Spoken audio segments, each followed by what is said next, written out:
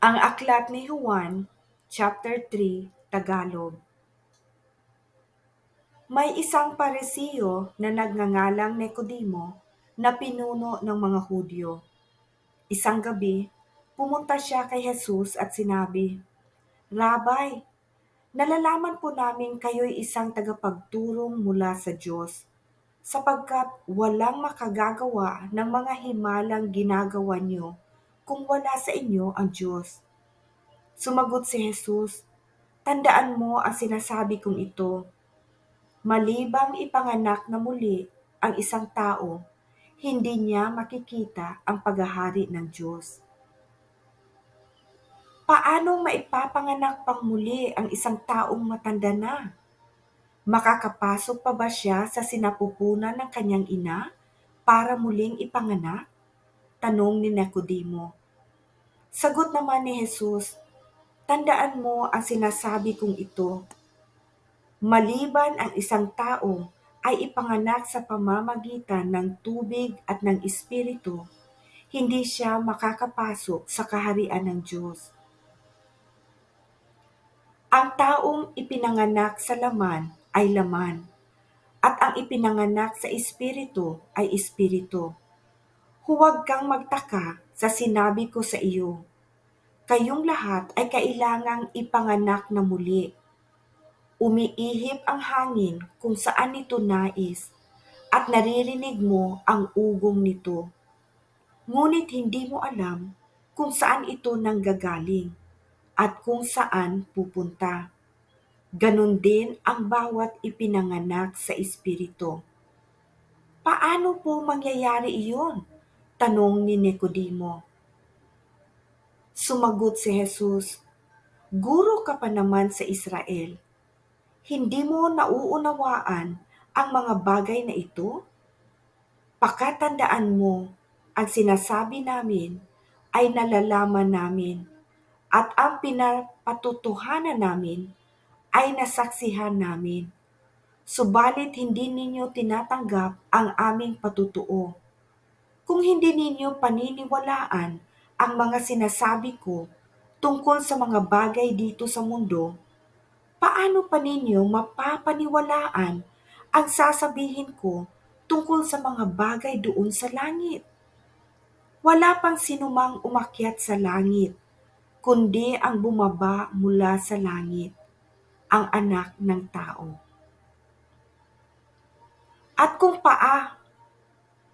kung paanong itinaas ni Moises ang tansong ahas doon sa ilang, gayon din naman kailangang itaas ang anak ng tao, upang ang sinumang sumasampalataya sa kanya ay magkaroon ng buhay na walang hanggan, sapagkat gayon na lamang ang pag-ibig ng Diyos sa sangkatauhan. Kaya't ibinigay niya ang kanyang kaisa-isang anak, upang ang sinumang sumampalataya sa kanya ay hindi mapahamak, kundi magkaroon ng buhay na walang hanggan. Isinugo ng Diyos ang kanyang anak, hindi upang hatulan ng parusa ang sanlibutan, kundi upang iligtas ito sa pamamagitan niya.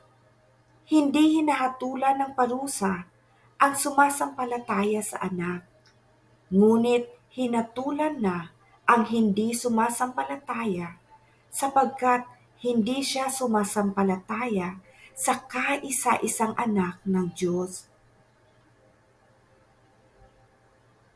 Ganito ang paghatol ng Diyos, na parito sa sanlibutan ang ilaw, ngunit inibig pa ng mga tao ang dilim kaysa liwanag, sapagkat masasama ang kanilang mga gawa. Kinasusuklaman ng mga gumagawa ng masama ang ilaw, ni hindi lumalapit dito upang hindi mahayag ang kanilang mga gawa.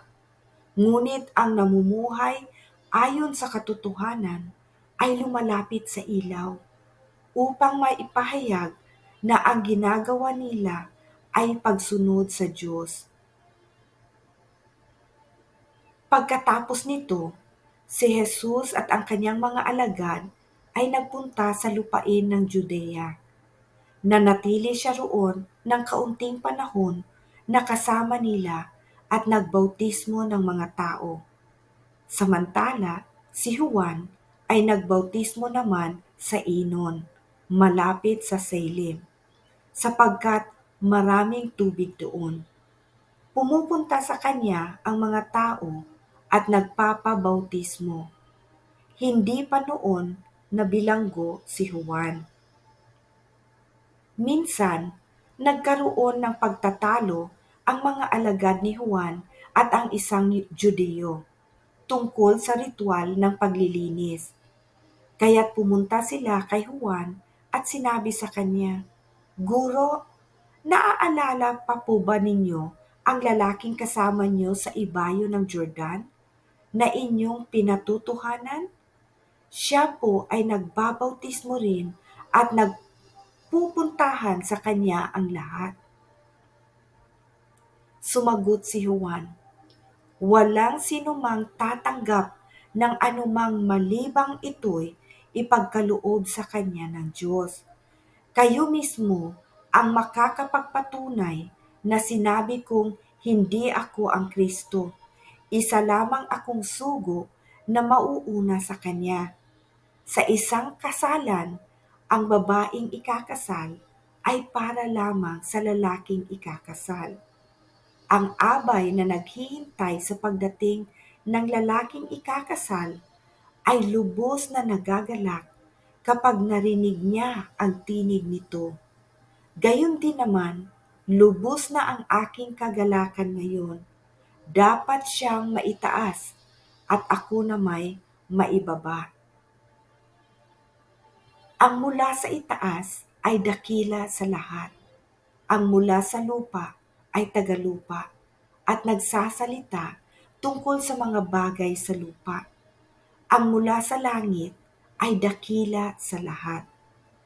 Pinapatutuhanan niya ang kanyang nakita at narinig, ngunit walang tumatanggap sa kanyang patutuo. Ang tumatanggap sa kanyang patutuo ay nagpapatunay na ang sinasabi ng Diyos ay totoo. Ang isinugo ng Diyos ay nagpapahayag ng mga salita ng Diyos, sapagkat lubusang ipinagkakaloob ng Diyos ang kanyang Espiritu. Iniibig ng Ama ang Anak at ibinigay niya rito ang pamamahala sa lahat ng bagay.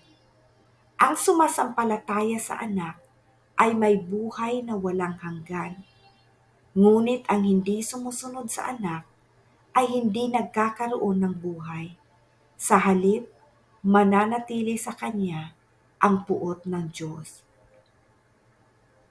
Diyan po nagtatapos ang chapter 3 ng aklat ni Juan. Maraming salamat po. God bless you.